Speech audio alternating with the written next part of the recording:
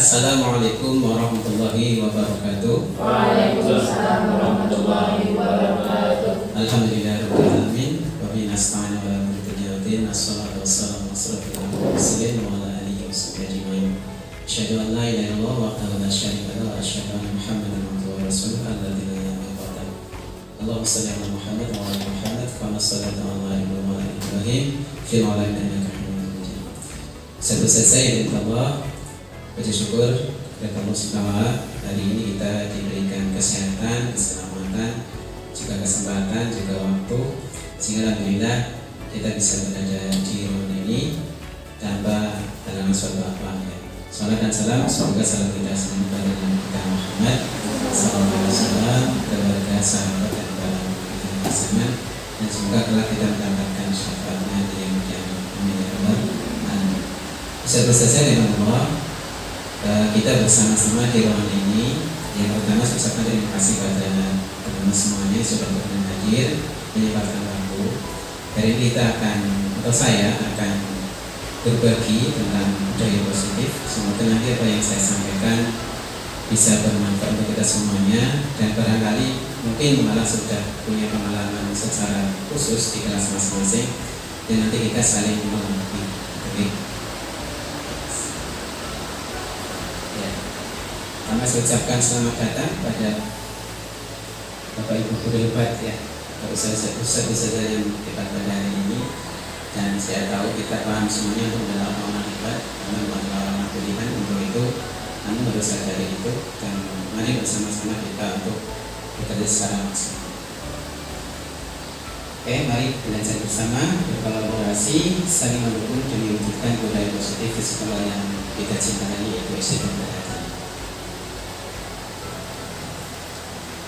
Baik, di sini saya menyampaikan tentang diseminasi modul 1 dari 4 ya, budaya positif.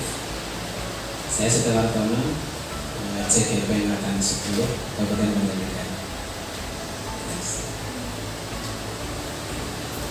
Nanti yang saya sampaikan di sini ada beberapa poin ya.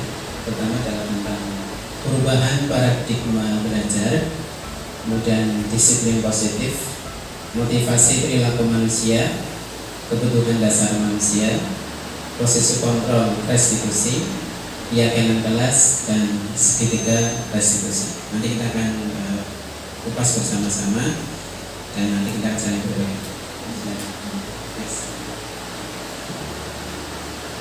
Baik, teman-teman semuanya, latar belakangnya filosofi pemikiran Ki Hajar Dewantara bahwa guru diibaratkan sebagai seorang petani, petani yang akan merawat tanaman ya. Karena kan macam-macam. Dan siswa itu diibaratkan adalah tanaman itu sendiri. Dan seorang guru itu diibaratkan adalah seorang petani. Nah, seorang petani itu tugasnya adalah merawat, menumbuh kembangkan, tapi tidak bisa merubah kodrat aslinya, tidak bisa. Yang namanya tanaman padi ya merupakan dulu menjadi padi, tidak bisa menjadi kacang dan sebagainya. Demikian juga anak kita itu sudah punya, mereka punya kodrat alam dan kodrat zaman masing-masing, dan itu tidak bisa dirubah. Tugas kita hanya adalah membimbing mereka bagaimana agar kodrat itu kemudian berkembang secara maksimal.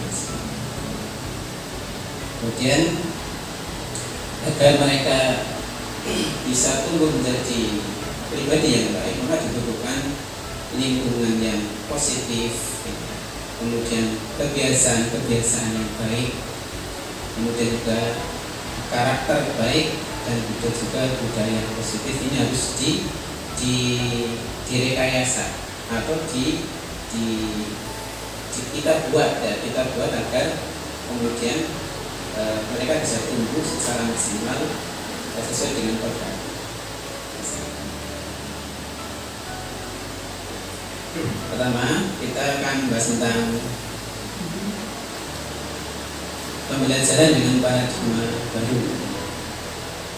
Pembelajaran dengan paradigma baru dirancang berdasarkan prinsip pembelajaran yang berdiferensiasi, sehingga setiap siswa belajar sesuai dengan kebutuhan dari tahapan perkembangan untuk menunjukkan profil pelajar penhasil. Ya. Di sini ada kata kunci pembelajaran yang berdiferensiasi. Pembelajaran berdiferensiasi itu mungkin teman-teman sudah paham. Itu pembelajaran yang di sana mengakomodir apa sih yang dibutuhkan anak, begitu ya. Apa yang dibutuhkan oleh anak manakala kegiatan pembelajaran itu dilaksanakan. Ya. Apa yang mereka butuhkan, kita fasilitasi. Ada yang mungkin kesulitan dalam membaca, ada yang kesulitan dalam mempraktikkan suatu keterampilan tertentu, maka berdiferensiasi di sini adalah mengakomodir ketidakmampuan mereka itu berada di mana. Tugas kita adalah untuk merekayasa sebuah pembelajaran yang menyenangkan, yang menarik, gitu ya. Tanpa kemudian ada salah satu yang merasa saya tidak bisa, tapi semuanya harus merasa bisa.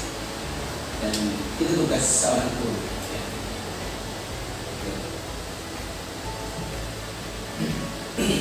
Baik, teman-teman semuanya, ini tentang teori kontrol ya. Teori kontrol.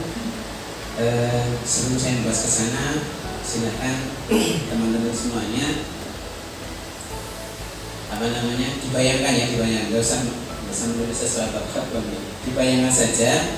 Sekarang silakan kepalkan tangan ya. Kemudian berpasangan dulu ya. Yang nggak ada pasangannya kita bisa nggak apa-apa. Coba kepalkan tangannya.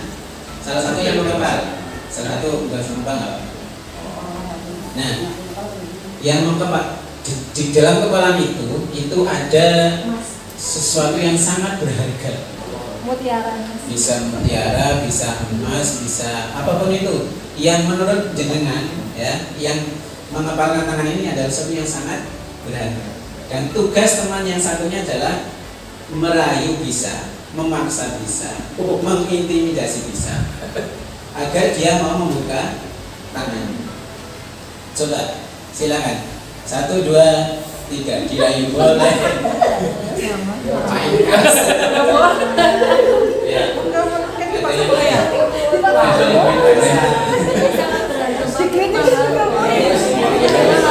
Dirayu boleh, ya. Dirayu boleh. Diiming-imingi boleh. Ya. Diiming-imingi lebih berharga dari dirayu. Dipaksa boleh.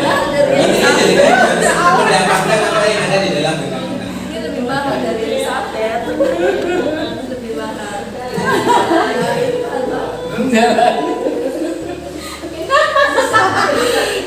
Ada yang berhasil? Belum. Nggak ada yang bisa? Oke.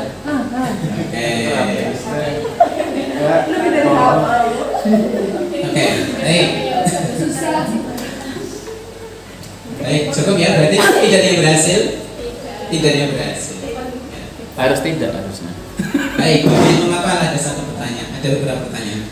Apakah Anda membuka kepala tangan Anda? Tidak. Mengapa? Apa alasan Anda tidak membuka?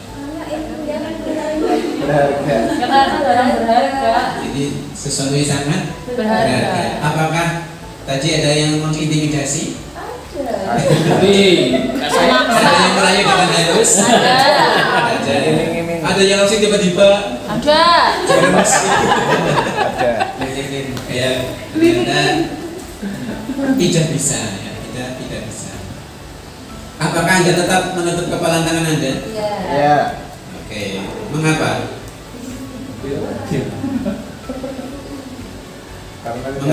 Mengapa jenengan tidak membuka kepala ketika Rayanya keren banget. diminta? Baik, kesimpulannya dalam kegiatan tadi, siapa yang sebenarnya mengambil kendali atas genggaman tangan tadi? Ya. Jadi yang memegang kendali atas kita mau membuka atau tidak kepala tangan itu adalah kita sendiri. Orang lain silahkan merayu, orang lain silahkan mengintimidasi, memaksa, tapi tetap karena ini adalah sesuatu yang berharga bagi kita, maka orang lain tidak akan bisa melakukan. Jadi memang ada trik sebenarnya. tapi trik itu nanti akan dipakai nanti. Ada triknya. Oke, berikutnya next. Ya. Nah, teman-teman semuanya, tentang teori kontrol ini ternyata mungkin ya selama ini kita termasuk orang yang apa namanya tertipu singgah ya, cuman mungkin kadang kalau dalam teori yang akan kita bahas ini kita itu ada ilusi gitu ya, kita terbawa oleh ilusi tentang apa ya, tentang kontrol tadi gitu ya, tentang anak-anak kita ketika kita kemudian melihat sesuatu yang kurang pas kemudian kita menangani gitu ya, itu ada beberapa hal yang sebenarnya pernah kita lakukan dan itu termasuk dalam ilusi dan itu tidak akan ada efek ke depannya ya. Walaupun efeknya ada itu hanya sebentar ya. Dr. William Glasser dalam kontrol teori yang kemudian hari berkembang dinamakan choice theory meluruskan beberapa miskonsepsi tentang makna kontrol. Kita sering merasa kita mampu mengontrol anak-anak kita, betul? Oke. Padahal mari kita lihat di sini. Pertama, ilusi guru mengontrol murid itu adalah sebuah ilusi. Ilusi tapi hanya menurut kita saja kita itu ternyata bisa mengontrol murid, gitu ya. Karena apa sebenarnya siswa itu memutuskan dirinya untuk mau dikontrol oleh gurunya, ya. Karena bisa jadi gurunya pandai menyadarkan dia bahwa ini penting, maka kemudian dia mengikhlaskan dirinya untuk kemudian Mas, untuk terapi dengarkan apa yang bisa sampaikan, karena bagi dia itu penting. Tapi bukan kita yang mengontrol, dia mengontrol dirinya sendiri untuk manut atas apa yang dikehendaki oleh gurunya. Ya. Sebenarnya dia kan nggak semuanya juga manut kan, ada yang tetap bermain, ada yang tetap ngobrol. Karena apa? Kontrol untuk diam mendengarkan itu kembali kepada. Kemudian ilusi bahwa membuat orang merasa bersalah dapat menguatkan karakter. Pernah kita lakukan saja? Saya pernah. Contohnya gini, Mas, apa kamu nggak kasihan? Kamu sudah dibiayai mahal-mahal sama bapak kalian. Kali itu di sini itu disuruh untuk belajar yang rajin agar bisa baca Quran, bisa sholat dengan baik. Pernah kayak gitu? Itu kita sedang melaksanakan satu kegiatan yaitu menimbulkan rasa bersalah atas diri anak. Ya, merasa bersalahnya gimana? Ya, saya sudah dibiayai, orang tua saya sudah capek-capek, gitu ya. Tapi ini juga tidak akan bertahan lama. Ya. Kemudian ilusi bahwa semua penguatan positif efektif dan bermanfaat. Ya, penguatan positif, ilusi ya bahwa semua penguatan positif efektif dan bermanfaat. Ya. Kita sering mengucapkan kata-kata positif kepada anak. Ya, beraneka macam. Ya, kata-kata bijak, kata-kata baik ya kepada anak-anak kita, gitu ya. Itu dalam hitungan hari itu mungkin iya, ya dia akan manut, ya. Tapi pada suatu ketika, ya kan memang dia punya kontrol terhadap dirinya sendiri, atau kemudian dia menemukan realita yang berbeda di lapangan, maka penguatan positif yang kita lakukan itu akhirnya bergeser. Yang tadinya dilaksanakan, kemudian dia kembali kepada situasi yang sebelumnya. Ya kan apa? Dia kontrol itu kembali kepada dirinya sendiri, ya, kepada anak itu sendiri, bukan kita. Ya. Kemudian ilusi bahwa orang dewasa memiliki hak untuk memaksa. Ini apa namanya? Sering terjadi gitu ya, sering terjadi.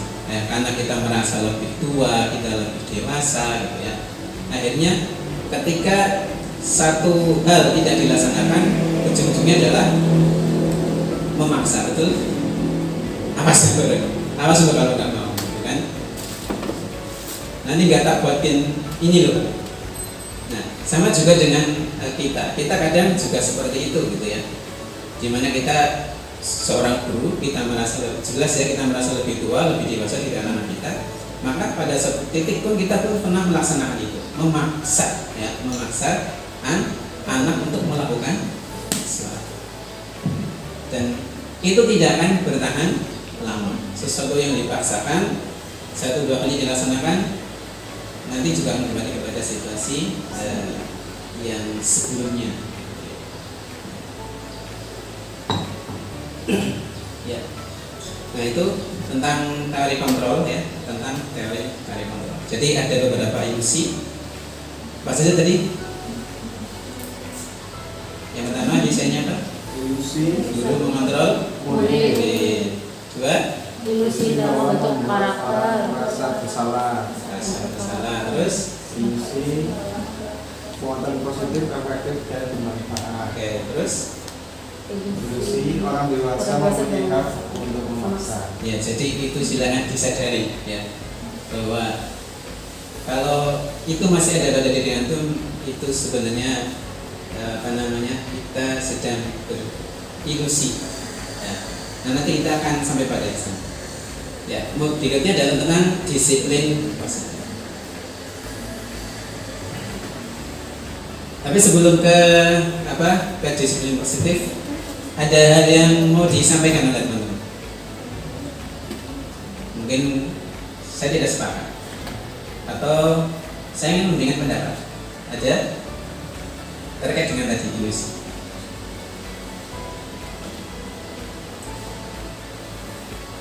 Cukup jelas?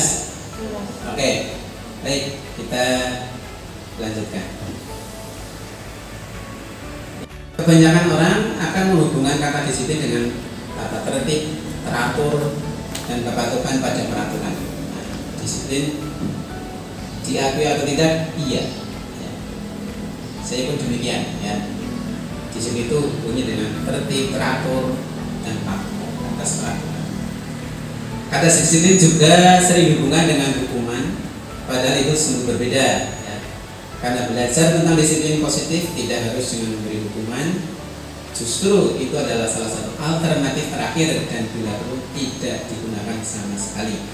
Ya, walaupun Ki Hajar Dewantara pun menyematkan satu poin yaitu hukuman, tapi itu adalah alternatif terakhir manakala memang dibutuhkan. Tapi harapannya tidak, ya, tidak ada hukuman. Kemudian dalam budaya kita, makna kata disiplin dimaknai menjadi sesuatu yang dilakukan seseorang pada orang lain untuk mendapatkan kepatuhan. Kita cenderung menghubungkan kata disiplin dengan ketidaknyamanan. Nah, ini beberapa mis tentang makna disiplin yang berkembang ya di masyarakat kita, tentang tertib, teratur, disiplin, teratur, tertib, ya patuh, kemudian selalu dihubungkan dengan hukuman ya. Nah, kalau sudah dihubungkan dengan hukuman, itu dihubungnya dengan ketidaknyamanan. Setiap kali melanggar pasti ada konsekuensi. Setiap kali melanggar pasti ada konsekuensi yang harus diterima. Next. Ya. Nah, sebenarnya apa makna disiplin itu? Disiplin dari bahasa Latin disciplina, yang artinya belajar. Arti asli dari kata disiplin berkonotasi dengan disiplin diri dari murid-murid ya, Sokrates dan Plato. Disiplin diri membuat orang menggali potensinya menuju sebuah tujuan mulia, apa yang dia hargai dan bermakna. Dengan kata lain, disiplin diri juga mempelajari bagaimana cara kita mengontrol diri dan bagaimana menguasai diri untuk memilih tindakan yang mengacu pada nilai-nilai yang kita hargai agar tercapai tujuan mulia yang diinginkan. Jadi seseorang yang memiliki disiplin berarti mereka bisa bertanggung jawab terhadap apa yang dilakukannya karena mereka mendasarkan tindakan mereka pada nilai-nilai kebajikan universal. Jadi kalau disimpulkan, disiplin itu adalah kemampuan seseorang ya, untuk melakukan sesuatu atau tidak melakukan sesuatu berdasarkan nilai-nilai universal, nilai-nilai kebajikan universal yang diyakini. Nilai-nilai kebajikan universal itu apa saja nanti kita akan sampaikan di sini. Ya, jadi dan dia bertanggung jawab atas apa yang dia lakukan. Tapi dia sadar ya, dia harus melakukan sesuatu atau tidak melakukan sesuatu, dia mampu mengendalikan dirinya, gitu ya. Berdasarkan nilai-nilai kebajikan universal yang dia yakini. Itu adalah makna disiplin. Dan dia siap untuk bertanggung jawab atas apa yang dia lakukan. Next.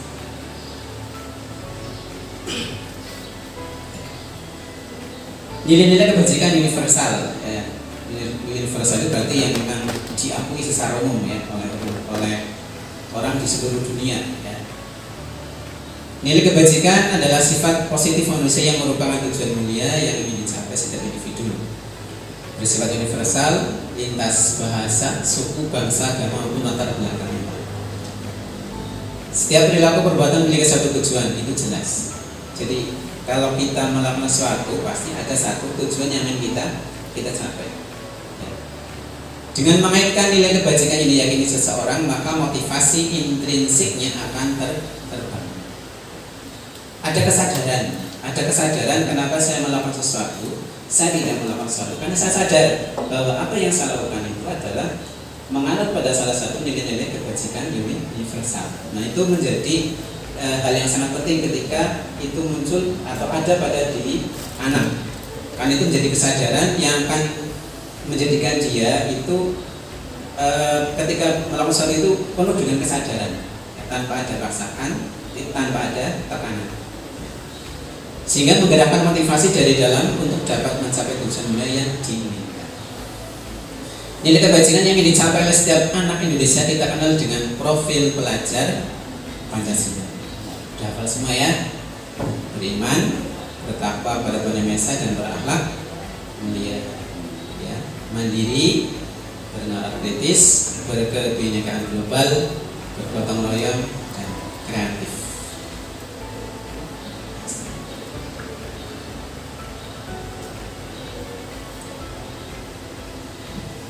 Berikutnya adalah motivasi perilaku manusia. Motivasi berarti dorongan, ya, dorongan atau alasan seseorang itu melakukan sesuatu.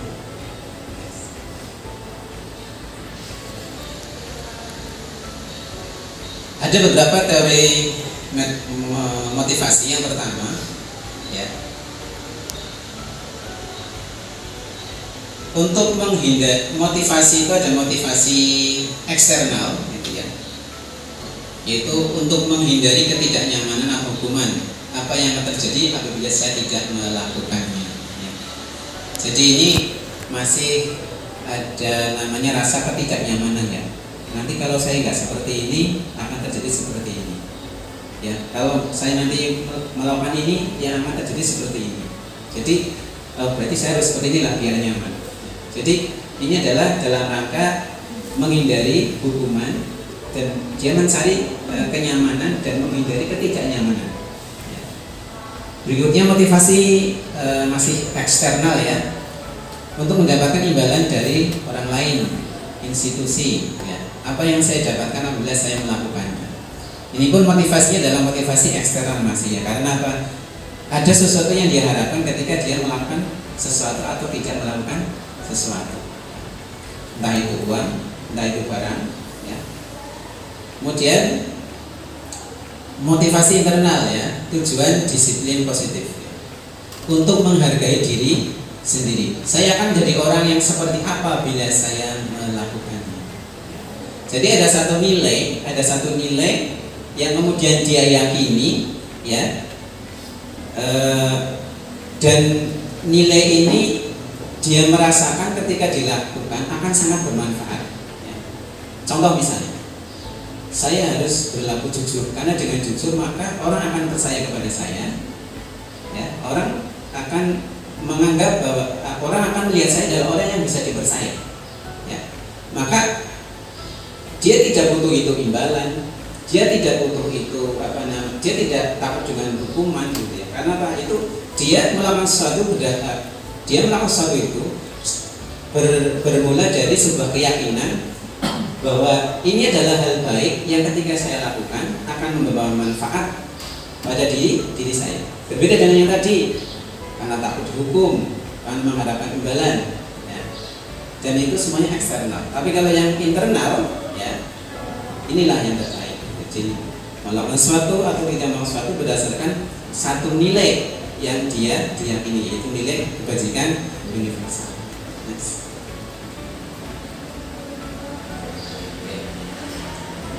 Kak dulu saya. Kak dulu.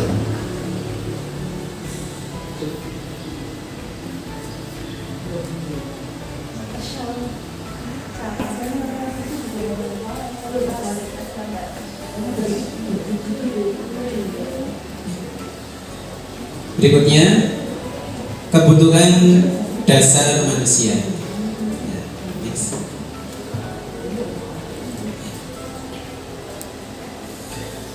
Seluruh tindakan manusia memiliki tujuan tertentu.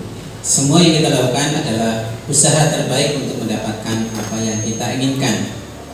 Ketika mendapat apa yang kita inginkan, sebetulnya saat itu kita sedang memenuhi satu atau lebih kebutuhan dasar. Nah, kebutuhan dasar manusia itu ada 5, ya, yaitu tentang bertahan hidup, kebutuhan kasih sayang dan rasa diterima, kebutuhan untuk kebebasan, kebutuhan akan kesenangan, yang kelima kebutuhan akan penguasaan atau kekuasaan atau jabatan. Nah, ini adalah 5 kebutuhan dasar manusia. Dan kelima-limanya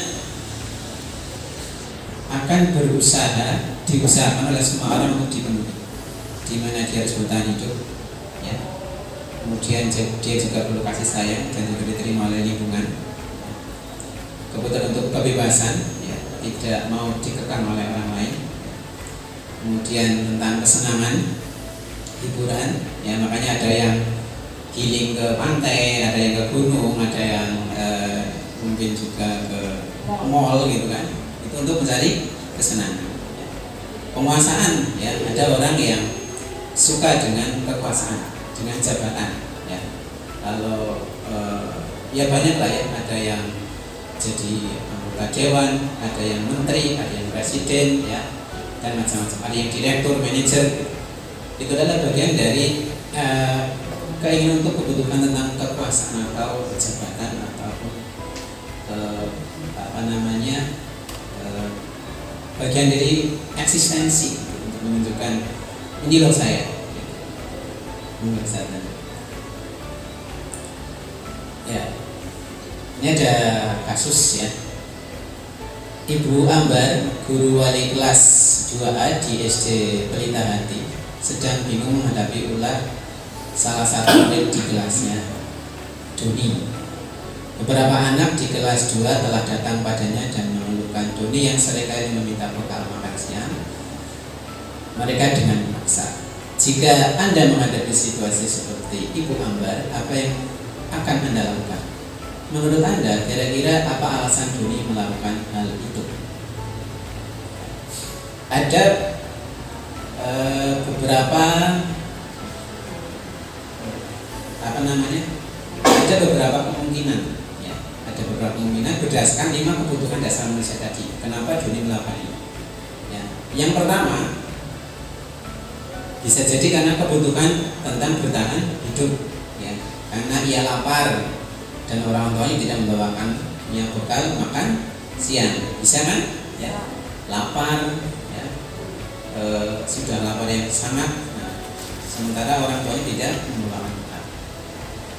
Yang kedua, ada kemungkinan kebutuhan kasih sayang dan rasa diterima. Karena dia merasa senang temannya jadi memperhatikan dia, caper. Dia butuh perhatian, karena apa? Bisa jadi juga di rumah karena tidak, ya, atau kurang perhatian. Nah, makanya ini yang sudah punya anak, ya, yang sudah punya anak, mohon ini diperhatikan. Dari rumah mereka harus dikenyangkan perutnya, diperhatikan kebutuhannya agar di sekolah tidak membuat ulah. Tidak sakit hati, ya. Yang ketiga, kebutuhan akan penguasaan, ya, merasa hebat, ya, karena temannya jadi takut dengan dia dan menuruti keinginannya. Ada yang seperti itu, ya. Jadi dia senang ketika kemudian teman itu jadi takut dengannya, dia malah senang menuruti apa yang dia inginkan, gitu ya. Ini juga efek dari karena di rumah kurang berani. 4, kebutuhan akan kesenangan. Ya. Karena iseng saja ia menikmati ekspresi wajah teman-temannya yang kesal. Ini jahil gitu ya. Ini tipe anak yang senang jahil gitu ya. Dia hanya ingin iseng saja gitu, iseng gitu. Nah ini yang nyebelin. Kemudian kebutuhan akan kebebasan, ya. Merasa bosan dengan bekal makanan yang dibawakan ibunya yang dari rumah karena ibunya selalu membawakan bekal yang sama, ya. Telur lagi, mie telur ya, mie telur gitu ya. Bosan. Sementara teman-temannya bawa bekalnya variatif. Hanya dia merasa ada yang kurang pada ini. Dengan yang sebagai wali kelas pasti akan pernah menemukan kejadian seperti ini. Ada anak yang capernya luar biasa, ada yang suka mengganggu, ada yang iseng. Kalau didudukkan dan kita tanya, pasti akan ketemu jawabannya.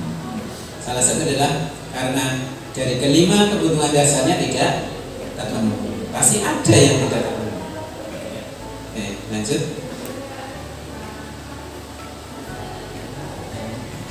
Jadi sebelum saya masuk ke posisi kontrol, nanti tolong yang tadi saya sampaikan itu tolong diperhatikan benar, terutama wali kelas. Ya. Jadi karena ketika itu terjadi pasti ada sesuatu, dan itu harus diselesaikan, Kemudian ada langkah-langkah kali ini tidak terulang. Ada yang menanggapi. Mungkin pernah mengalami kejadian sendiri di kelas begitu. Ada? Bisa mungkin?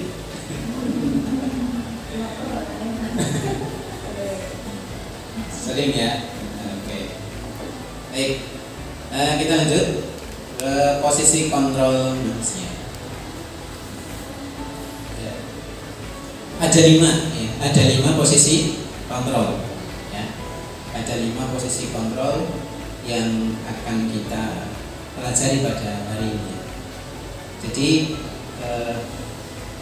setiap orang ya dalam menyelesaikan permasalahan siswanya di kelas itu akan ada 5-5-nya ini, ya. Tapi sebenarnya hanya satu yang diharapkan. Yaitu apa? Oke, nanti kita bahas ya. Jadi yang pertama gitu ya, itu adalah sebagai penghukum ya, penghukum. Sedikit-sedikit dihukum ya. Setiap kali salah dihukum ya. Dan biasanya dia itu suka menghardik ya. Berarti kan berkata keras ya. Kasar, menunjuk ya, menyakiti secara fisik maupun perasaan ya. Kalau zaman dulu itu ada yang modelnya dia apa? Dipukul ya tangannya, ataupun menyindir dengan kata-kata yang cukup pedas gitu ya. Nah ini misalnya gini, guru berkata, kalau kamu tidak melakukannya, awas ya, rasakan. Kata-katanya kan keras, mengancam gitu ya. Apa hasilnya? Adalah memberontak, menyalahkan orang lain dan berbohong. Ini bahaya. Ketika kita menghadapi kasus anak yang bersalah, tolong jangan diposisikan dia seperti orang yang sedang dihakimi. Ya, artinya berhadapan-hadapan itu sebenarnya tidak diperbolehkan, tapi duduklah di samping ya, agar tidak seperti hakim dan yang dihakimi. Jadi nanti ada tahapannya ya, jadi jangan seperti itu ya. Nanti kalau sudah seperti itu apalagi sampai mengeluarkan kata-kata keras, ya. Dan dia paham bahwa ketika ada masalah yang datang guru A pasti akan dimarahi, maka dia akan siap dengan jawaban-jawaban yang sebenarnya tidak yang kita inginkan. Artinya berbohong. Kalau anak sering tertekan untuk menutupi kesalahannya, biasanya dia akan berbohong atau berkelit. Dan sekali dia berbohong, maka dia akan menutupi kebohongannya dengan kebohongan yang lain. Nah, makanya hati-hati.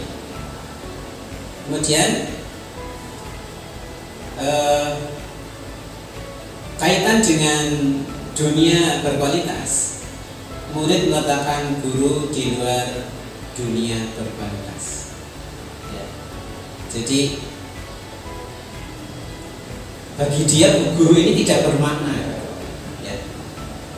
Dia tidak suka, ya. Dia tidak suka, ya, dengan guru yang seperti ini, ya. Karena apa?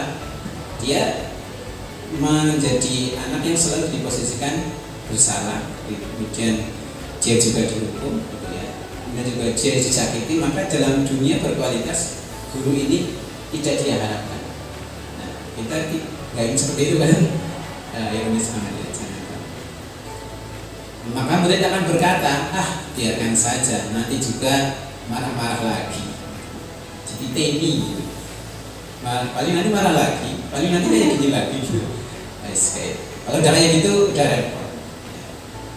Kita tidak punya izzah di hadapan mereka. Kemudian dampaknya mengulangi kesalahan. Ini penghukum, ya. Jadi pasti ada hukuman yang dia terima. Yang kedua adalah posisi kontrol yang kedua adalah membuat orang merasa bersalah. Ya, guru berbuat bercermin dan mengatakan seharusnya, ya ini kata-katanya ya, berceramah dan mengatakan seharusnya bla bla bla, ibu kecewa bla bla bla.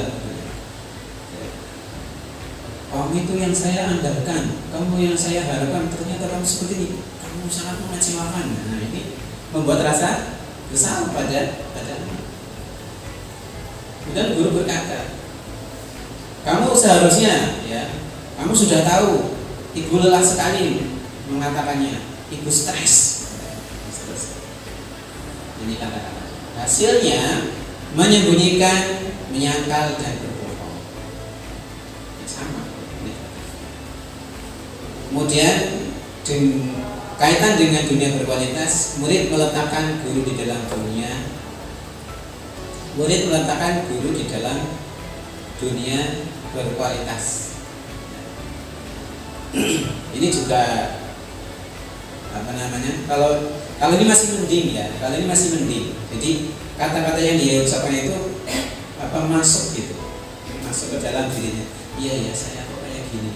Jadi dia masih menganggap gurunya ini agak penting baginya, karena kata-katanya cukup membuat dia merasa bersalah. Tapi kalau yang tadi pertama itu di luar, nggak diharapkan. Tapi kalau ini masih mending, dia merasa bersalah. Biasanya kalau ada anak yang merasa bersalah, itu akan melakukan sesuatu yang lebih baik sebenarnya. Tapi tadi yang pertama, ya, ilusi bahwa rasa bersalah itu bisa merubah anak, itu adalah ilusi. Jadi hanya sebentar saja. Tapi mending, masih mending ya. Kemudian dia akan mengatakan maafkan saya. Ya, ini masih mending. Kalau ini kan biarkan saja, itu juga marah-marah lagi. Dia akan mengatakan, ya, maafkan saya sudah mengecewakan. Saya akan berusaha untuk memperbaiki diri. Nah, bisa kayak gitu. Nah, kemudian, tapi yang terjadi adalah dia merasa rendah diri. Rendah diri di hadapan siapa? Di hadapan gurunya minimal. Ya, karena apa? Dia sudah merasa mengecewakan. Demikian juga ya di hadapan teman-temannya. Kemudian posisi kontrol yang ketiga adalah teman, ya, teman. Ini biasanya mengharapkan imbalan atau ketergantungan pada orang lain. Guru membuat alasan-alasan untuk muridnya. Guru berkata, ayolah, lakukan demi ibu. Masa kamu tidak mau? Ingat tidak ibu pernah bantu kamu. Nah, di sini menganggap teman ya. Jadi guru itu posisi kontrolnya sebagai teman. Nah, kata-katanya ya namanya teman juga kayak gitu kan. Ya, ayolah lakukan demi ibu. Meminta gitu, ayolah demi ibu tolong dilakukan. Ya, masa kamu tidak mau? Hasilnya ketergantungan. Kaitan dengan dunia berkualitas, boleh meletakkan guru sebagai orang yang sangat penting di dunia berkualitas. Hati-hati ya ketika hubungan antara guru dengan murid itu terlalu dekat kemudian seperti teman, itu hati-hati. Ya, hati-hati karena kalau dia tidak bisa mengendalikan, kadang malah kesannya tidak sopan, tidak menghargai. Tapi juga jadi ketergantungan. Dia terlalu mengidolakan gitu. Ketika hanya dengan dia, ketika kemudian ada satu nasihat mau dijalankan, tapi ketika orang lain tidak mau. Karena apa? Dia menganggap guru favorit saya ini ya seperti orang tua saya, seperti teman saya. Dia tergantung. Ketika dia tidak berangkat pun merasa, aduh kali ini kok guru tidak berangkat. Karena saking dekatnya emosional, tidak.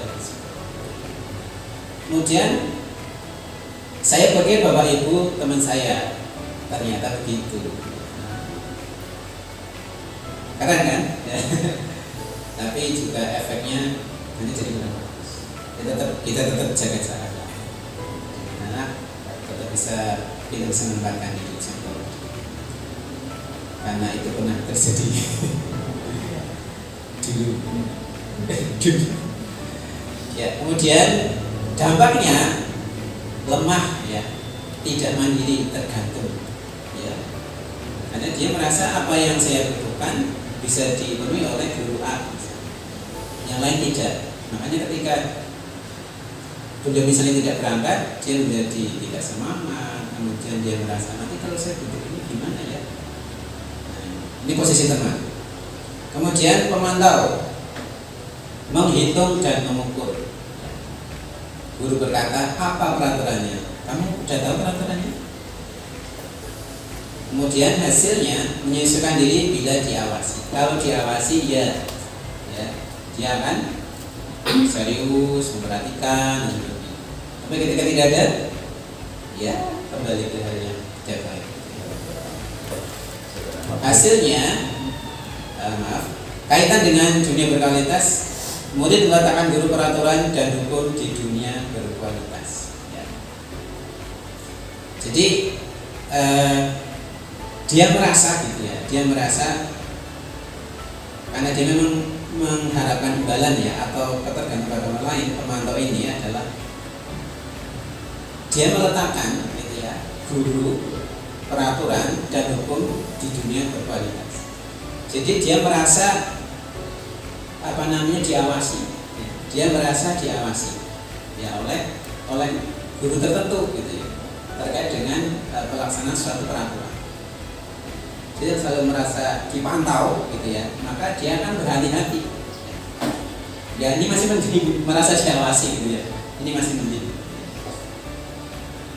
Kemudian murid berkata, berapa banyak bintang yang saya harus peroleh?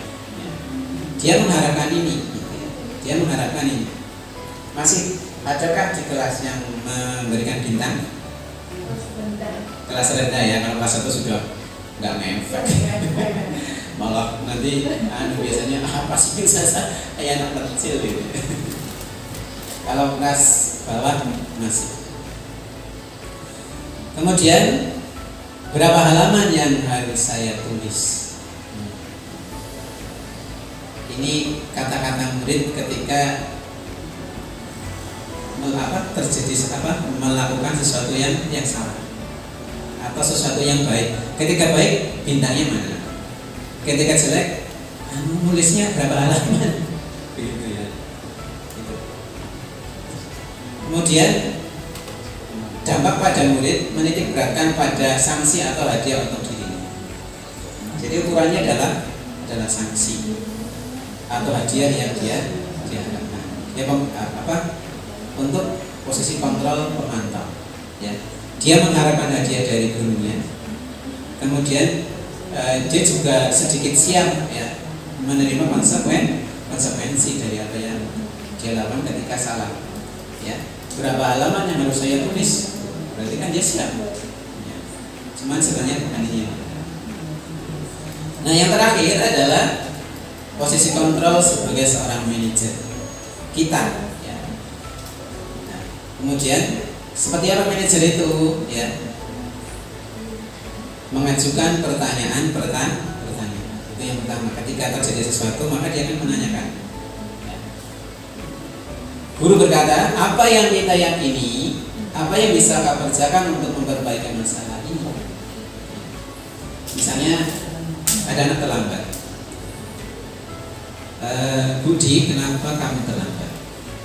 Maka ditanya, jam berapa harusnya kita masuk? Kenapa kamu terlambat? Bagaimana kamu akan memperbaiki hal ini? Jadi tidak kemudian dihukum, gitu ya. Kemudian dibuat rasa bersalah, tidak. Kalau menyesal itu, apalagi dikasih konsep suruh nulis, suruh baca, tidak. Tapi menimbulkan kesadaran pada diri kita, ya, bahwa dia itu salah dan dia harus memperbaiki. Kemudian hasilnya adalah menguatkan pribadi. Gak mungkin kalau ditanya gak jawab, pasti jawab.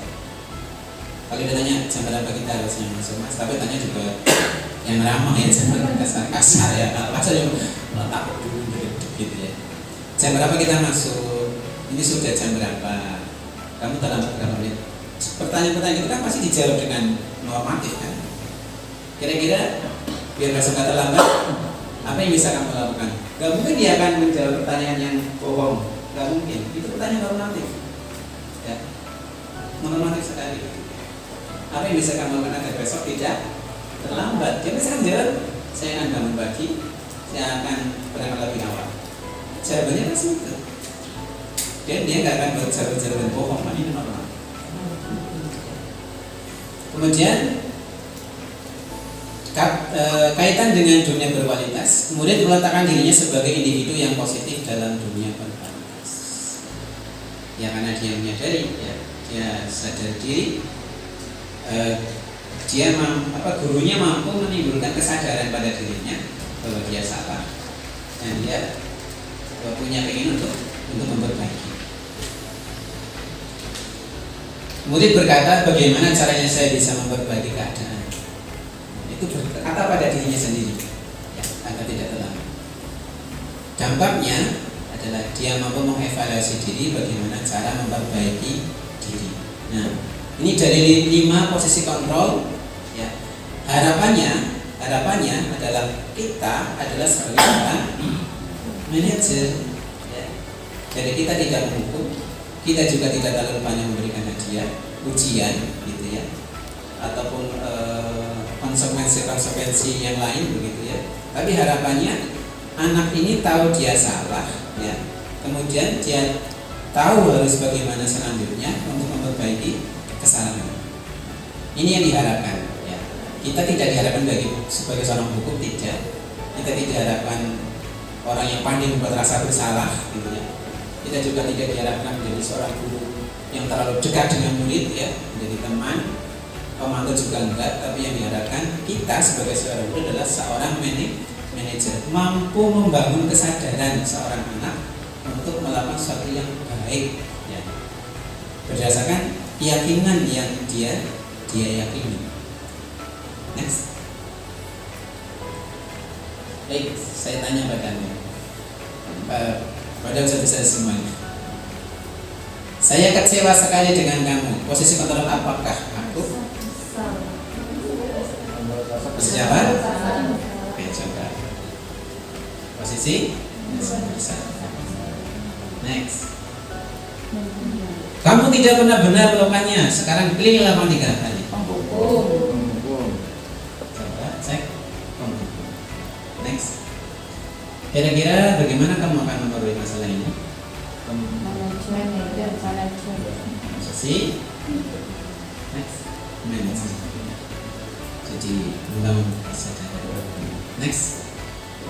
Ayolah lakukan demi Bapak atau Ibu. Teman. Apa? Teman. Coba cek. Ya, ini dan sebagai teman. Next. Kamu terlambat 15 menit. Apakah kamu sudah mengerti konsekuensinya daripada terlambat? Pemantau. Sebagai apa? Pemantau. Coba cek. Ya, mantap. Next.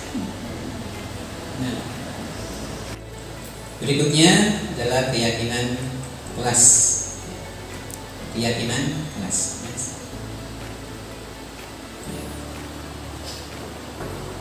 Satu saja. Jawablah pertanyaan berikutnya. Mengapa kita memiliki peraturan tentang penggunaan helm pada saat mengendarai kendaraan roda 2 atau motor? Jawabannya? Keamanan, keselamatan. Keselamatan Keselamatan ya. Keselamatan. ditilang. Ya, aman. Tidak ditilang. Mematuhi aturan lalu lintas. Ya, memakai aturan lalu lintas ya, untuk keselamatan dan juga untuk mentaati peraturan. Ada lagi satu lagi buat gaya. Kan ada yang paling ngetren helm apa? Helmnya ya, kayak itu. Tapi saya helmnya masih yang lama. Ada memang seperti itu. Jatuh. Ya. Berikutnya, mengapa kita memiliki peraturan tentang penggunaan masker dan mencuci tangan setiap saat? Jawabannya kira-kira. Kenapa pakai masker? Kenapa cuci tangan? Menjaga diri dari virus. Virus. Kesehatan, ya. Kesehatan. Dan keselamatan. Nah, teman-teman semuanya, nilai-nilai inilah yang kemudian menjadi ini yang namanya sebuah keyakinan. Kalau saya nggak pakai helm, kalau nanti ada benturan, kepala saya bisa terluka. Kalau saya nggak pakai masker, nanti kalau ada asap yang tebal, saya bisa batuk. Atau kalau ada virus mudah masuk ke dalam tubuh. Itu kan sebuah keyakinan. Ya, sebuah keyakinan bahwa ketika saya melakukan ini akan terjadi ini. Ketika saya melakukan ini akan terjadi. Dan ini menjadi sebuah kesadaran dan itu penting. Nah, inilah yang disebut dengan nilai-nilai kebajikan universal yang disepakati secara tersirat dan tersurat, lepas dari latar belakang suku, negara, bahasa maupun agama. Next. Keyakinan kelas bersifat lebih abstrak daripada peraturan yang lebih rinci dan konkret. Keyakinan kelas berupa pernyataan-pernyataan universal. Pernyataan keyakinan kelas senantiasa dibuat dalam bentuk positif. Jadi menghindari kata-kata yang negatif. Keyakinan kelas hendaknya tidak terlalu banyak sehingga mudah diingat dan dipahami oleh semua warga kelas. Tidak usah banyak-banyak, yang penting bisa dilaksanakan. Keyakinan kelas sebaiknya sesuatu yang dapat diterapkan di lingkungan tersebut. Jangan sampai membuat suatu keyakinan kelas tapi susah dilaksanakan. Ya, jangan sampai. Nah, makanya tugas guru untuk kemudian nanti memilih ketika dibuat sebuah keyakinan kelas. Semua warga kelas hendaknya ikut berkontribusi dalam pembuatan keyakinan kelas lewat kegiatan curah pendapat. Ini penting ya, melibatkan warga kelas ketika kita akan buat sebuah keyakinan kelas, maka libatkan semuanya. Berikan mereka kesempatan apa sih yang mereka harapkan. Kemudian bersedia meninjau kembali keyakinan kelas dari waktu ke waktu. Next. Ya, teman semuanya ada prosedur ya, yang harus dijalankan sebelum kita itu membuat keyakinan kelas. Harapannya prosedur ini dijalankan semuanya agar nanti hasilnya lebih maksimal. Yang pertama, mempersilahkan warga sekolah atau murid-murid di sekolah kelas untuk atau di kelas bercurah pendapat. Nanti kita akan menulis ya, tentang peraturan yang perlu disepakati di sekolah atau kelas. Suruh mereka menulis curah pendapat, tempelkan itu. Kemudian semua masukan dari murid-murid dicatat ya, di papan tulis atau di kertas. di mana semua anggota kelas, warga sekolah bisa melihat hasil curah pendapat. Susunlah keyakinan kelas sesuai prosedur pembentukan keyakinan sekolah atau kelas. Gantilah kalimat dalam bentuk negatif menjadi positif. Ini prosedur pembentukan keyakinan kelas. Next. Nah, ini contoh keyakinan kelas 1. Setiap anggota kelas perlu belajar. Setiap anggota kelas perlu senam. Setiap anggota kelas perlu melakukan tugas. Setiap anggota kelas perlu saling menghargai. Setiap anggota kelas perlu merasa aman. Nah, ini keyakinan kelas 1. Next. Ini kelas 5. Selalu bersikap positif. Senantiasa menjadi diri terbaik, percaya dan menghormati orang lain serta barang miliknya. Berkomitmen terhadap setiap tugas, senantiasa membantu. Ini contoh keyakinan kelas. Teman-teman semuanya, saya sudah menyiapkan stiker. Silakan bercurah pendapat, ya. Kelas seperti apa yang Panjenengan inginkan?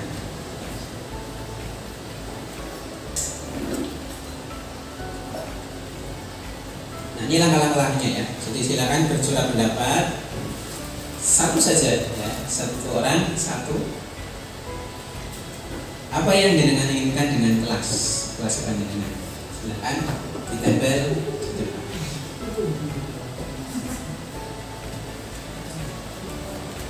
Ada yang nggak punya pulpen? Ada nih, ambil pulpen saya. Oh,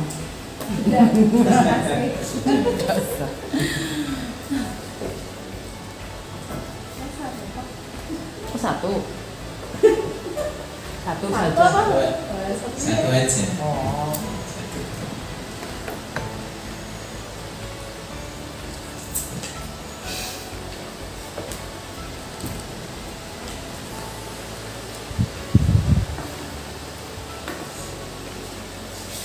Sudah silakan ditempel di depan.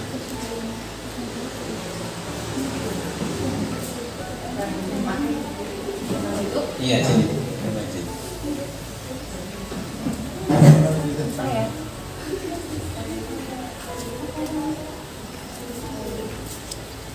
Diteruskan saja.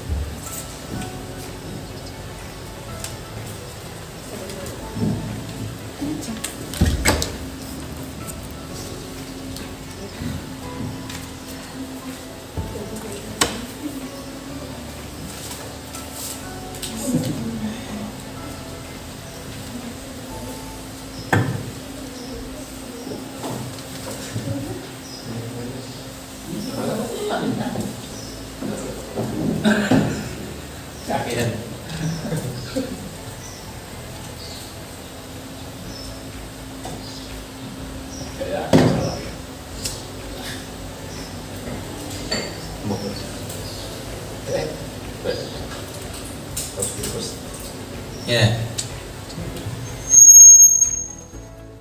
saya bacakan ya. Kalau seperti apa yang diharapkan ya? Saling menghormati, saling menghormati, nyaman, kondusif, bersih wangi, tertib, kondusif, nyaman, kelas yang tertib, rapi, saling menghargai.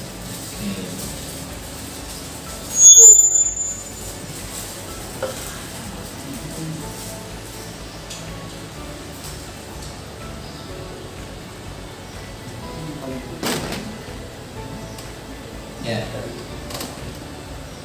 Baik, dari beberapa yang sudah ditulis di sini, berarti bisa dikerucutkan jadi beberapa keyakinan kelas ya. Saling menghargai, nyaman, kemudian menghormati, oke. Ya. Baca depan.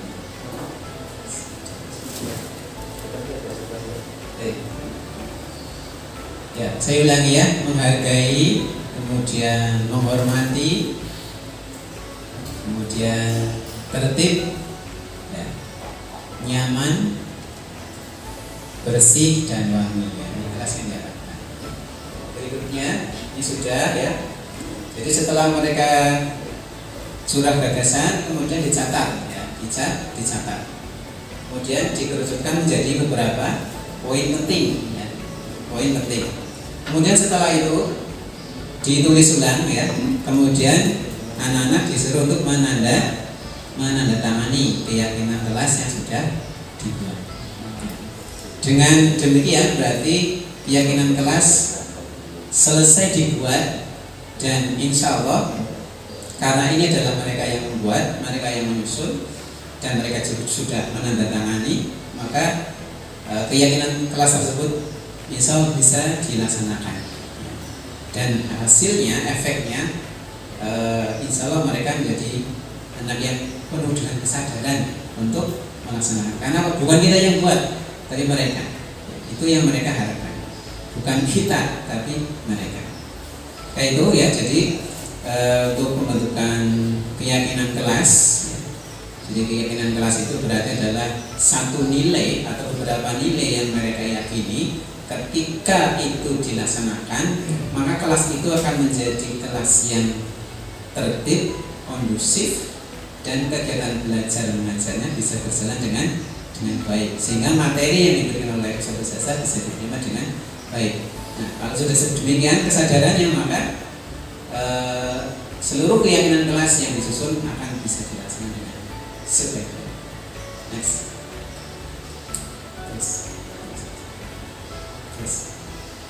Ya. Berikutnya adalah segitiga restitusi. Teman-teman semuanya, tidak bisa dipungkiri, ya. Anak kita bukanlah malaikat yang tidak pernah salah, ya. Tapi mereka adalah manusia biasa seperti kita. Mereka pasti akan pernah melakukan sebuah kesalahan. Dan kesalahan itu bukanlah kesalahan yang dibiarkan, tapi harus segera ditangani. Dan bagaimana kita menangani kasus-kasus di sekolah? Maka ini ada yang namanya segitiga restitusi. Restitusi adalah proses menciptakan kondisi bagi murid untuk memperbaiki kesalahan mereka, sehingga mereka bisa kembali pada kelompok mereka dengan karakter yang lebih kuat, ya, lebih kuat. Bukan kembali ke temannya menjadi anak yang minder, tidak percaya diri, ya. Tapi mereka kembali kepada teman-temannya itu dengan wajah yang ceria, gitu ya. Kemudian dengan semangat yang lebih. Karena pasti kalau ada kasus kan dipanggilnya enggak. Nah, keluar dari ruangan mereka itu menjadi pribadi yang ini lebih kuat, bukan minder, rasa bersalah, kemudian dan hal yang lain. Ciri-ciri restitusi adalah bukan untuk menebus kesalahan, namun untuk belajar dari kesalahan. Restitusi memperbaiki hubungan antara dia dengan gurunya, memperbaiki hubungan dia dengan teman-teman. Restitusi adalah tawaran, bukan paksaan, ya. Restitusi menuntut untuk melihat ke jalan diri, membangun kesadaran diri. Itu adalah restitusi. Intinya kembalinya dia ke teman-temannya. Dia menjadi pribadi yang lebih baik, lebih kuat, lebih strong, lebih percaya diri. Nah, ini bagiannya segitiga restitusi, ya. Jadi ketika kita menyelesaikan sebuah permasalahan, harapannya dengan menggunakan segitiga restitusi. Apa saja langkah-langkahnya? Yang pertama adalah menstabilkan identitas. Tenangkan dulu, ya. Buat dia tenang, buat dia nyaman. Jangan posisikan dia sebagai anak yang besar, tapi tenangkan dulu emosinya. Kita turunkan tensinya, gitu. Setelah itu baru langkah selanjutnya. Menstabilkan identitas, ya. Setiap orang pasti pernah melakukan kesalahan, ya. Jadi kita membangun itu, kita menyampaikan itu kepada anak. Mas, tidak ada orang yang tidak pernah melakukan kesalahan. Bahkan Pak Guru pun pernah melakukan kesalahan. Ya. Dan kamu bukanlah satu-satunya anak ya yang pernah melakukan ini. Stabilkan identitasnya biar iya ya. Ternyata orang lain pun pernah melakukan sebuah kesalahan, bukan saya kesalahan. Terlambat, kemudian marah-marah, kemudian gitu di kelas atau bermain di kelas, itu bukan hanya kamu yang pernah melakukan, tapi orang lain juga pernah melakukan. Nah, jadi masuk ke dunianya. Kemudian validasi tindakan yang salah. Setiap dalam teori tadi ya yang sudah kita bahas, setiap orang melakukan sesuatu pasti punya tujuan. Kenapa dia melakukan hal tersebut? Tadi ada yang 5 kebutuhan tadi. Ya, barangkali inilah yang menjadi salah satu penyebab ya, kenapa dia melakukan sebuah pelanggaran. Kamu tentunya punya alasan mengapa melakukan itu. Ya. Nah, kita tanya validasi tindakan yang salah. Memvalidasi kenapa sih kamu melakukan? Kamu pasti punya alasan kenapa kamu terlambat. Ya. Ini kan pertanyaan normatif ya. Kamu tahu terlambat berapa menit? Kemudian kenapa kamu terlambat? Ini kan pertanyaan-pertanyaan yang nggak akan dijawab dengan bohong, gitu ya. Normatif sekali. Adakah cara yang lebih efektif untuk mendapatkan apa yang kamu butuhkan? Ini misalnya anak yang caper. Kalau yang pertama kamu punya alasan itu biasanya karena terlambat. Kalau yang mendapatkan apa yang kamu butuhkan itu dengan cara yang lebih efektif adalah biasanya dia caper. Yang tadi kasus tadi kan, yang dia meminta makanan dengan berbagai alasan yang bisa jadi dia karena belum makan, kemudian dia juga kurang perhatian. Tapi untuk mendapatkan itu kan kamu punya cara yang lebih efektif. Ya. Untuk mendapatkan apa yang kamu tanpa harus mengganggu, tanpa harus menyakiti, gitu ya. Jadi validasi tindakan yang salah. Ya. Kita tanyakan. Kemudian setelah itu kita tanyakan kepadanya, keyakinan kelas apa yang telah kita sepakati? Ya. Kita tanya kepadanya, kamu tahu gak keyakinan kelas mana yang sudah kamu langgar? Dia pasti akan jawab. Apa mungkin ya saya terlambat, ya, tidak berangkat tepat waktu, mungkin saya sudah melanggar satu keyakinan kelas, tertib. Nah, kita sampaikan seperti itu. Kemudian kamu ingin menjadi orang seperti apa? Kamu tahu hari ini kamu terlambat, dan bisa nggak kamu memperbaiki kondisi ini, gitu ya, agar kamu itu tidak terlambat lagi? Dia pasti akan menjawab, bisa. Bagaimana caranya? Saya akan bangun pagi. Adakah yang bisa diberi bantuan agar kamu bisa bangun pagi? Bisa. Bapak saya, ibu saya, kakak saya untuk membangunkan. Ada lagi cara lain? Bisa. Saya akan set alarm agar saya tidak terlambat. Jadi kita menanyakan solusi sebenarnya dia sendiri akan menjawabnya. Adakah kendala untuk besok bisa berangkat pagi? Tidak ada. Oke. Jadi seperti ya, stabilkan dulu emosinya, jangan langsung dihakimi. Kemudian tanyakan alasan. Setelah menanyakan alasan kenapa kamu terlambat dan sebagainya, baru kita tanyakan tentang keyakinan kelas. Keyakinan kelas mana yang sudah kamu langgar? Terus untuk memperbaiki bagaimana? Apa yang bisa kamu? Inilah salah satu posisi kontrol yang kelima, yaitu manajer. Ini manajer seperti itu. Menggunakan salah satu adalah segitiga restitusi. Ya. Next. Oke, ini sudah. Next. Sudah. Terus. Sudah. Ya. Nah, ini ada kasus satu ya. Ini ada Mbak Kavi datang terlambat ke sekolah, jam pelajaran dimulai pukul 7.30. Kavi sampai sekolah pukul 8. Pak Setio selaku kesiswaan saat saya memanggilnya ke ruang ini. Berikut persyaratannya.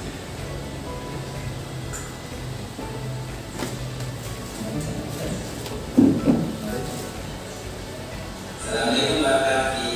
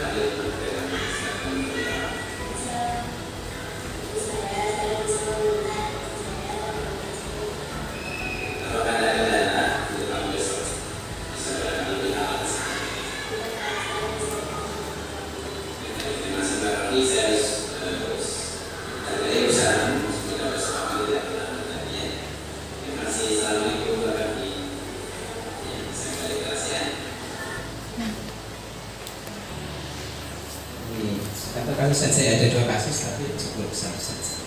Masalah sama ya. Baik.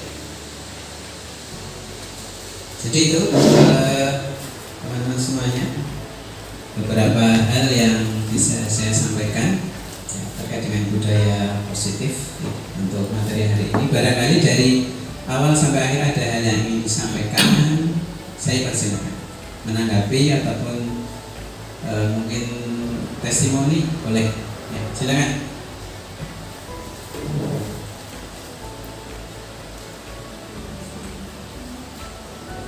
Namanya yang wali kelas ini. Kalau punya bukan wali kelas juga nggak apa-apa. Kali-kali jadi apa yang saya sampaikan apa namanya ada yang kurang jelas ya bisa saya review kembali.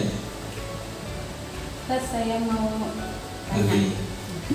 Untuk tadi di pembahasan posisi kontrol itu kan tujuannya membuat anak menjadi tahu atau membuat kesadaran sebetulnya. Kan ada yang beberapa tipe itulah ya. Saya mau menanyakan kalau misalkan saya memberikan reward seperti itu kepada anak-anak yang menurut saya itu mereka bisa melakukan hal-hal yang tidak melanggar ya kan kelas atau peraturan kelas, terus dia juga bisa melaksanakan hal-hal dengan baik. Apakah boleh ketika saya memberikan reward beberapa kali gitu di dalam kelas, boleh apa tidak? Dan menurut jenengan kira-kira dampaknya apa kalau misal saya beberapa kali memberikan reward kepada anak-anak seperti itu? Terima kasih atas pertanyaannya. Jadi dalam budaya positif ini kita dilarang memberikan hadiah, ya, dilarang memberikan hadiah. Tapi apa namanya umpan balik boleh, umpan balik yang wajar itu diperbolehkan. Tapi bukan dalam bentuk hadiah. Apalagi terkait dengan tadi masalah pelaksanaan keyakinan kelas yang mereka jadi anak yang paling tertib, itu kan ya misalnya. Nah, kemudian kok ada hadiah. Hadiah ini yang pertama menimbulkan ketergantungan. Yang kedua menimbulkan kecemburuan. Menimbulkan kecemburuan. Nah, berbeda dengan ketika kompetisi. Ketika kompetisi itu beda. Misalnya ada lomba, hadiah itu wajar.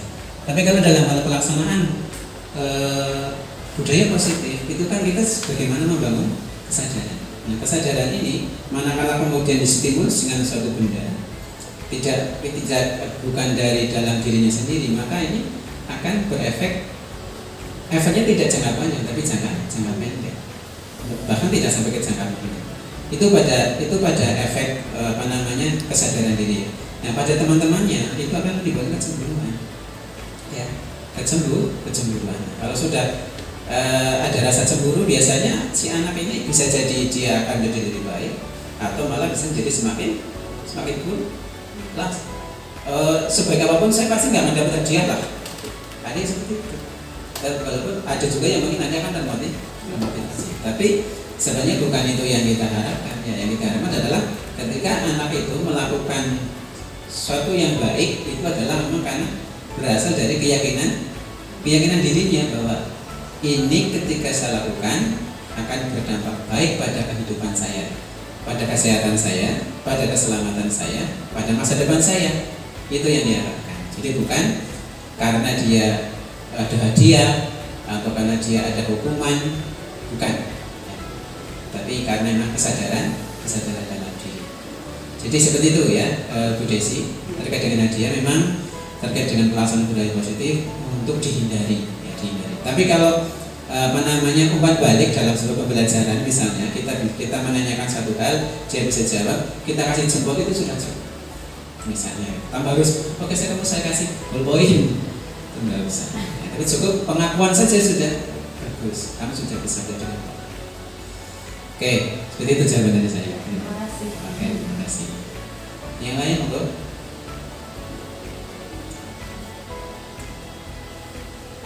Bu Laili, Lisa. Mungkin terkait dengan pelaksanaan kegiatan kelas yang sudah berjalan, gimana di kelasnya Bu Lisa? Pelaksanaan keyakinan kelas yang sudah dibuat, apakah berjalan dengan mulus ataukah ada kendala? Artinya masih ada pelanggaran-pelanggaran? Kalau keyakinan kelas yang sudah dibuat sih memang itu dilakukan bersama-sama, tapi kembali lagi ke terkadang ada yang anak punya kesadaran diri, tanggung jawab itu sudah ada, tapi ada anak yang memang dia sudah membuat keyakinan kelas tapi masih mengabaikan, itu masih ada juga ya beberapa. Tapi dalam hal ini sih memang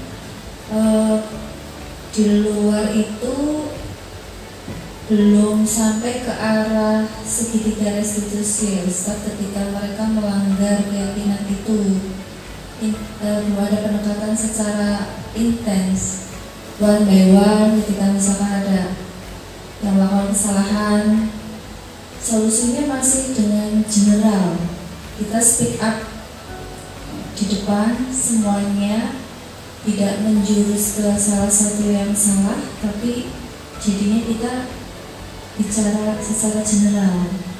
Itu seperti itu, masih yang seperti itu, belum kepada segitiga restitusi.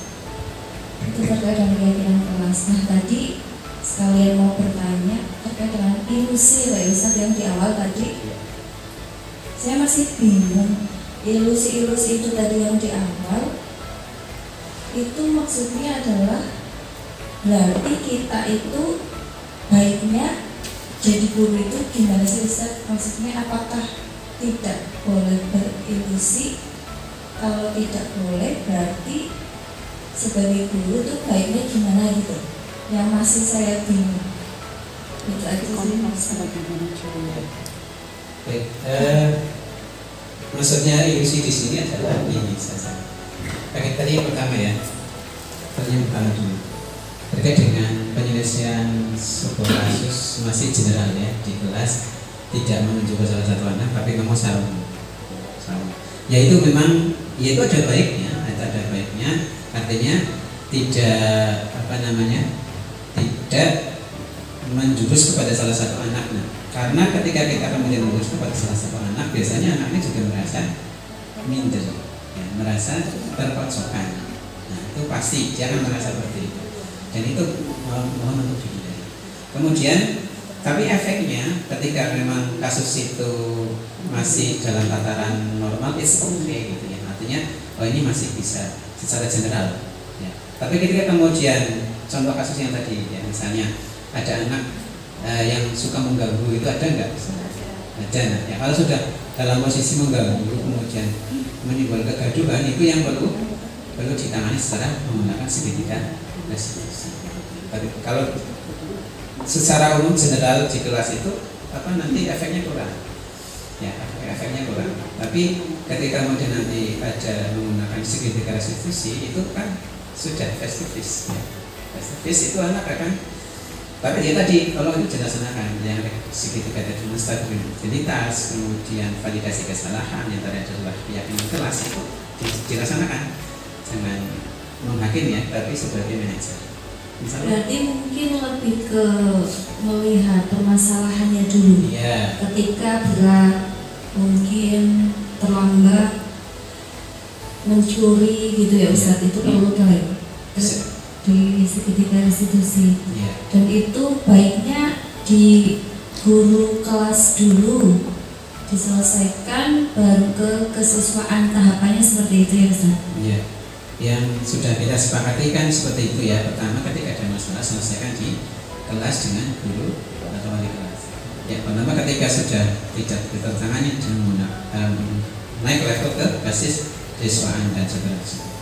Ya, untuk yang kedua, yang dimaksud dengan ilusi itu adalah kadang kita menganggap seperti ini, bahwa ketika kita membuat anak itu merasa bersalah, kayaknya ini senjata paling bagus.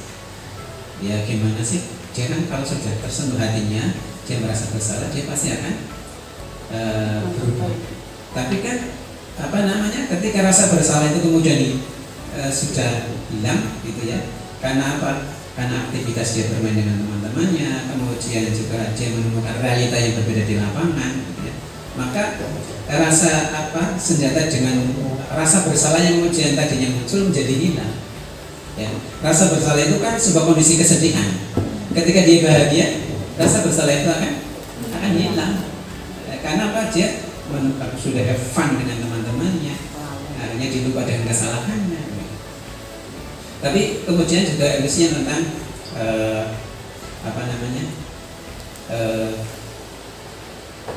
berapa tadi emosinya semuanya? Orang dewasa itu memaksa. Ya, termasuk juga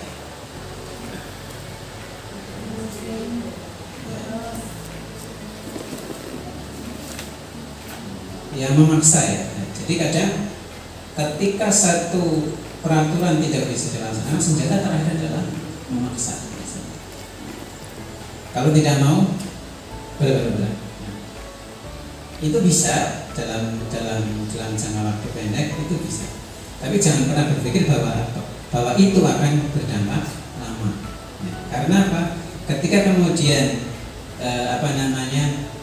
guru itu tidak melakukan yang seperti itu lagi, maka dia akan menganggap berarti saya sudah boleh.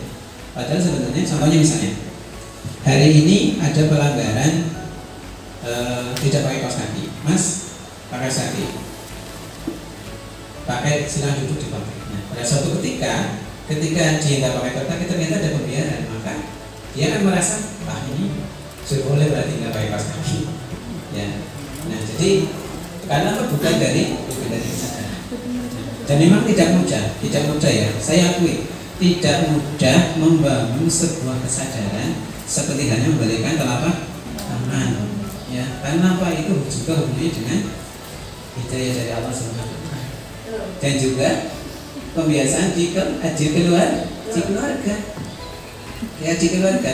Bagaimana di keluarga? Apakah dia terbiasa bangun pagi? Apakah dia terbiasa berdisiplin tinggi, gitu ya, masalah berpakaian, ya, kemudian masalah waktu, ya, kemudian masalah tutur kata, gitu ya, itu akan kembali kepada keluarga.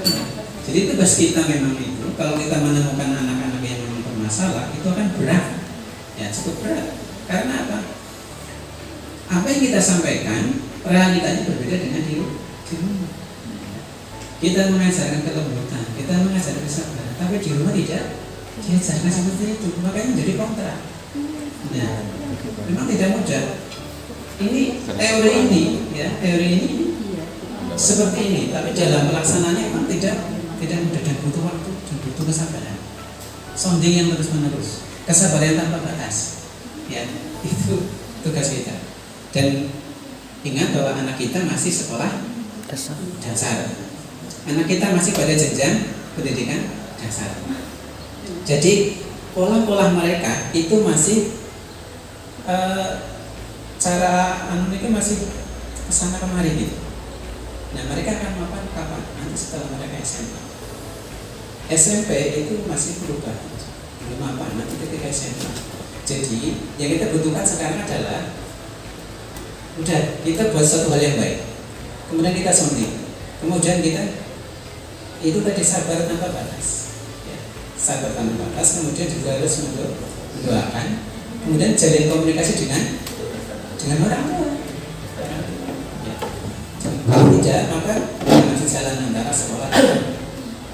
Tadi saja susahnya ya. Ketika di sekolah kita mengajarkan A, ternyata yang terjadi di rumah adalah B, maka terjadi konflik. Ini yang kadang juga susahnya di situ. Ya. Nah itu ya, Bu Lisa, dari saya yang saya sampaikan. Ada lagi? Menanggapi yang tadi dengan sampaikan ke Ustaz saya, berarti dengan kata lain, kalau kita membutuhkan kesabaran tiada batas, terus komunikasi dengan orang tua diperlukan, berarti dengan kata lain 5 posisi kontrol yang tadi dijelaskan itu tidak ideal atau tidak bisa diterapkan secara mana yang paling baik di posisi SD ya, di sekolah SD, karena kata lain tadi kesabaran yang tiada batas, terus komunikasi dengan orang tua, gitu. Intinya 5 posisi kontrol itu tidak ada yang bisa secara ideal diterapkan di jenjang SD, begitu? Apa bagaimana? Dalam pelaksanaannya mungkin sangat ideal, tapi hasilnya kadang tidak ideal. Artinya tetap kita dari 5 kontrol yang kita laksanakan adalah manajer, ya, manajer. Bagaimana kita membangun kesadaran? Kita membangun kesadaran kepada anak yang dibutuhkan kan sounding yang pertama, ya. Kita sering mengucapkan hal positif, kita sering menasihati, dan kemudian sabar tanpa batas. Karena pasti ada pelanggaran. Nah pelanggaran ini yang kemudian menguji kesabaran kita. Ya. Kalau nggak melanggar, nggak menguji kesabaran kita. Kalau nggak ada pelanggaran, bebas datar, gitu kan, nggak ada masalah. Tapi dalam pelaksanaannya, tetap posisi kontrol manager itu yang harus diterapkan ketika ada permasalahan. Hasilnya mungkin tidak ideal, ya karena memang kita sekali lagi masih pendidikan, jadi ya, semuanya masih mentah, gitu. Masih dasar. Kita sudah membentuk sebuah karakter. Prosesnya sangat lama. Ya, bisa jadi satu anak mempan dengan ini, yang satunya tidak mempan.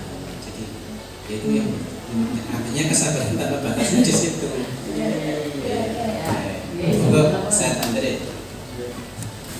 Izin bertanya terkait 5 posisi dibagi ada teman,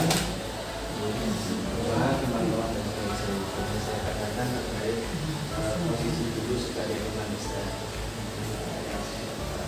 Dengan ada ya, murid itu kan bisa memilih, bisa dikatakan ya sebagai guru bisa mengatakan murid itu. Yang saya tanyakan itu bagaimana yang bisa diterapkan seorang guru untuk dapat menjaga hubungan baik terjalin antara guru dan murid sambil tetap menjalankan peran sebagai guru. Baik, terima kasih dari teman ya. Teman. Jadi memang posisi kontrol sebagai seorang teman itu ya dalam satu masa, dalam satu titik itu akan menjadi negatif, di mana mereka menganggap kita benar-benar sebagai seorang teman. Nah kalau sudah seorang teman itu apa yang terjadi? Cairnya luar biasa, di mana batas-batas itu sudah tidak ada. Nah itu ini mohon untuk dihindari. Jangan sampai mereka kebablasan seperti itu. Ya itu, tapi memang tidak bisa dipungkiri bahwa ketika kita menjadi guru, ya mohon maaf ya, ini natural ya. Kalau kita menjadi guru yang cara mengajarnya baik, kemudian kesabarannya teruji, kemudian juga dalam kegiatan pembelajaran itu sangat menarik, tidak bisa dipungkiri pasti akan ada yang mengidolakan. Kalau yang bapak guru yang digunakan biasanya anak putri, mungkin secara penampilan juga ganteng misalnya, gurunya ganteng, pinter menyampaikan materi, ya. kemudian masih single misalnya. Itu gitu ya. Itu ya kan tidak bisa dipungkiri. Wah, ini guru ini gampang, kemudian menyampaikannya sangat menyenangkan, belajarannya mengasyikkan, pasti akan mengidolakan. Cuman kita sebagai seorang guru harus, ya, jangan sampai mereka nanti kebablasan, menjadi bertindak tidak sopan, ya, saking dekatnya masalahnya gitu ya. Kemudian juga jangan sampai ketika misalnya salah jenggot berangkat itu langsung bete satu hari itu, belajarnya jadi nggak semangat. Tapi itu memang tidak bisa dipungkiri. Setiap anak pasti punya mengidolakan salah satu guru, dan itu tidak bisa dipungkiri. Yang penting kita sebagai kita sajalah, kita tidak bisa ngarang mereka, ya. Tapi kemudian kalau kita yang bisa mengendalikan, insya Allah mereka juga akan berusaha untuk memposisikan itu. Saya juga pernah dari apa bedanya jam 12 dengan Saskia? Apa bedanya? Kalau Saskia itu kalau pagi nggak pernah apa gebannya katanya nomor tapi betul ya, jadi kita sudah punya istri ya, apalagi pasti single makanya ya apa? Bagaimana kita mengendalikan diri saja? Kita yang harus kemudian bisa memposisikan. Kalau anak kita susah untuk dilihat, karena itu melalui fitrahnya mereka, melalui mereka ketika dia nyaman dengan seseorang, maka dia akan mengidolakan. Entah yang putra ataupun yang putri itu pasti. Nah, itulah kemudian yang terus, ini sudah dalam tataran harus stop. Misalnya. Begitu. Jadi dan ini antum ya yang bahkan yang ibu juga sama. Cuman kan kalau anak kita lebih dingin, cool, ya. Jangan salah, ustazah juga ada yang idolakan. Cuman tidak seekspresi anak putri. Kalau anak putri jenterang-terang, ya. Ada yang berkirim surat, ada yang buat pantun, ada yang kasih hadiah, kasih permen, itu putri ekspresi. Kalau putra itu jaim, tapi jangan salah, mereka juga mengidolakan salah satu ustazah. Apalagi mohon maaf ya, udah gurunya cantik, menyampaikan pelajaran yang menarik, ya, kegiatan belajar sangat menyenangkan setiap harinya, pasti diidolakan. Ya, ini fitrahnya, tidak apa-apa, nggak usah dipenuhi. Kita saja yang benar harus memposisikan diri. Ya, Ustaz Andre. Oke, terima kasih ya. Ada lagi? Baik, mungkin sudah cukup ya. Waktunya sudah lebih dari 1 jam ya. Mungkin itu yang bisa saya sampaikan. Semoga ada manfaatnya. Jika ada baik itu dari Allah SWT, jika ada yang salah itu dari saya pribadi. Terima kasih atas waktunya, perhatiannya, kemudian tadi masukan saran juga pertanyaan-pertanyaannya. Semoga apa yang saya jawab tadi bisa mencerahkan. Kalau belum ya nanti kita bisa diskusi berikutnya. Terima kasih atas waktunya. Kurang lebihnya mohon maaf. Assalamualaikum warahmatullahi wabarakatuh. Waalaikumsalam warahmatullahi wabarakatuh.